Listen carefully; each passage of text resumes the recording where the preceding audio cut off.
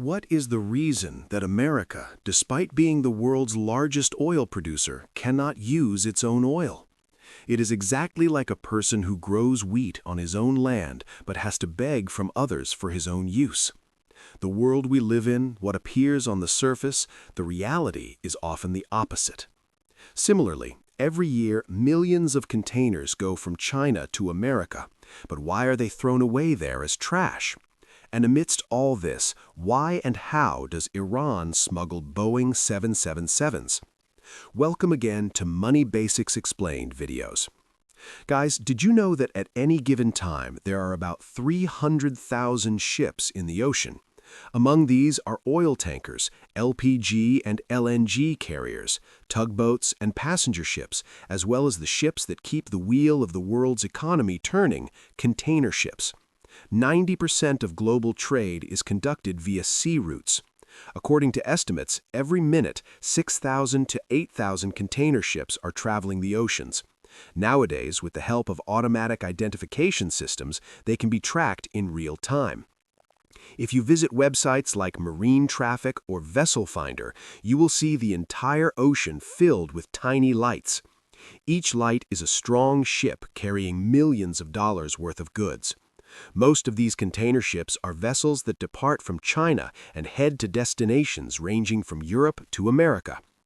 The surprising thing is that each vessel carries an average of 5,000 containers. So by this calculation, 40 million containers are traveling the oceans at all times. Everything from our clothes to our mobile phones has reached us at some point traveling inside these containers. On the surface, everything seems normal. Goods arrive from one side and empty containers go back from the other. But the reality is far more surprising and disturbing.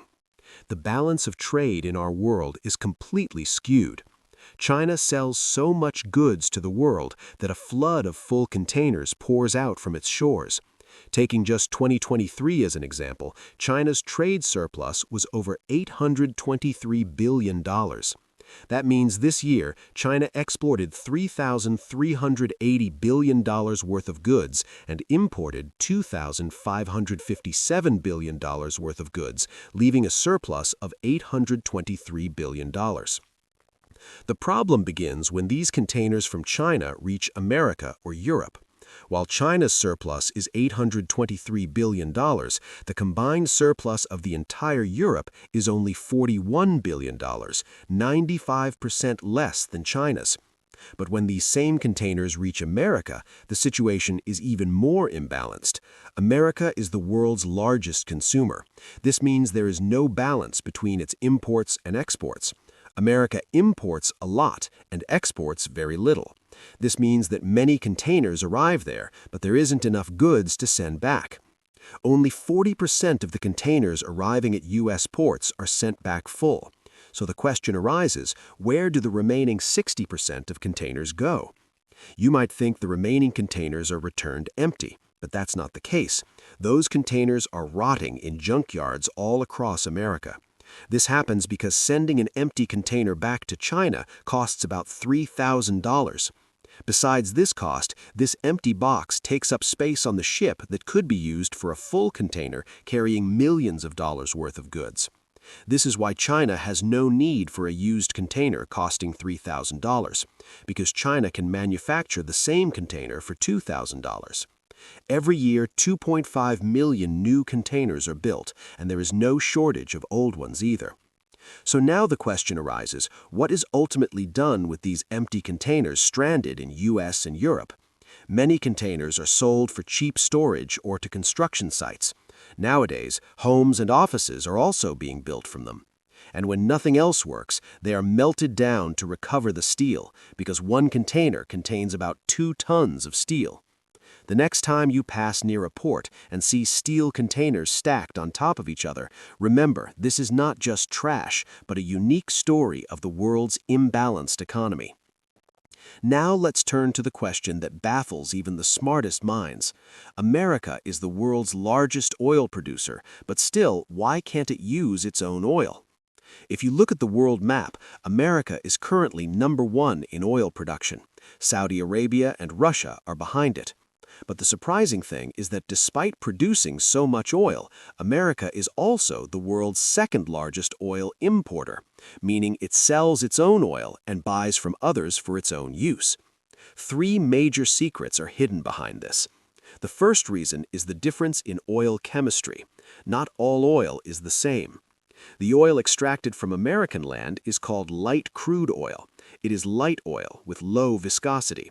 But the problem is that America's old refineries were built to process heavy crude oil. These refineries were built at a time when America used to import thick oil from Mexico and Venezuela.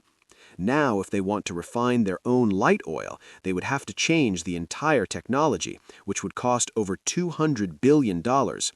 Instead of spending that much money, they sell their light oil expensively to the world and buy heavy crude oil cheaply from abroad.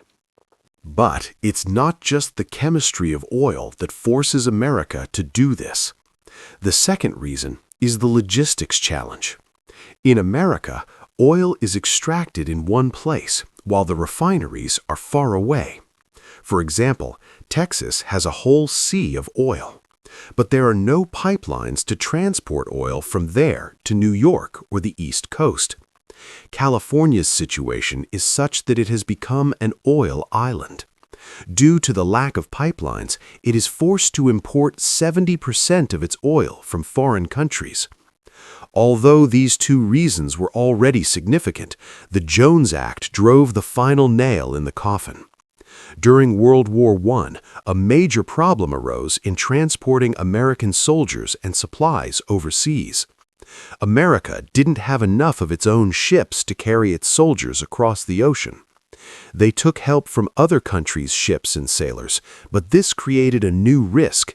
If America ever went to war with these friendly nations, they wouldn't have trained sailors and ships to move their own troops. The only solution to this problem was for America to have its own merchant marine ships that would normally transport cargo but could be converted to war mode if needed.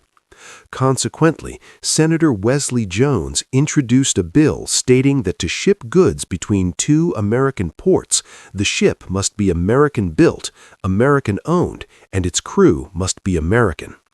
Now, because building ships in America is 3 times more expensive than in China, and sailors' salaries there are higher, this law backfired on them.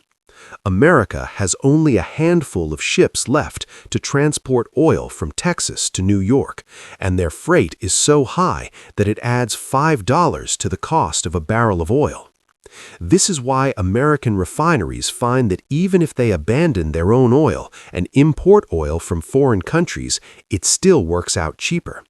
A law that was made to protect America is slowly eating away at America from within. These are the strange reasons why America, despite being the world's largest oil producer, is dependent on others. Leaving aside America's dependency, if we talk about Iran's dependency, America has had sanctions on Iran for years. Due to these sanctions, Iran can neither buy nor sell anything from America or friends of America. But in Iran's Mahan air fleet, you will see a large fleet of American and European aircraft.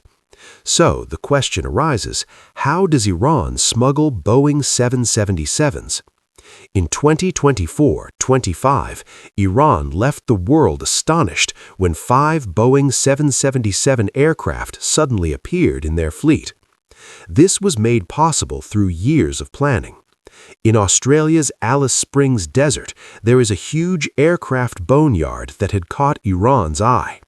There, 5 old but usable Boeing 777s from Singapore Airlines were parked. Iran couldn't buy those planes directly.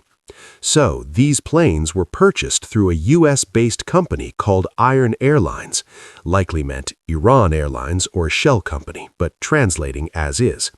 Then these planes were taken to China, from where they were sold to a fictitious company in Madagascar called Udon Airlines. These companies had no real existence, they only existed on paper to escape US scrutiny. Once the planes were registered under the Madagascar flag, controlled by the U.S. Federal Aviation Administration ended. Then these planes were brought to Cambodia. Cambodia is a country where aviation rules are not very strict. Here, these planes disappeared from the world's sight. In July 2025, these planes filed a flight plan to fly from Cambodia to Kenya. It was shown that they were going to Kenya for maintenance. But as soon as they entered Afghanistan's airspace, where Taliban monitoring is quite weak, they turned off their transponders. After disappearing from radar, these planes changed course instead of going to Kenya and landed in different Iranian cities, Chabahar, Zahedan, and Mashhad. By the time the world realized what had happened, these 5 Boeing 777s had become part of Iran's Mahan air fleet. America cannot do anything now because all the American companies involved in selling and buying were registered under fictitious names.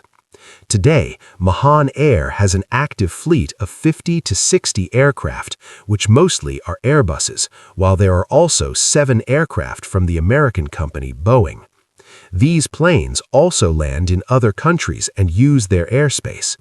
But America cannot do anything because according to the Chicago Convention law, as long as a country is not in a state of war with another, it cannot prevent civilian aircraft from using its airspace, nor can it prevent them from landing.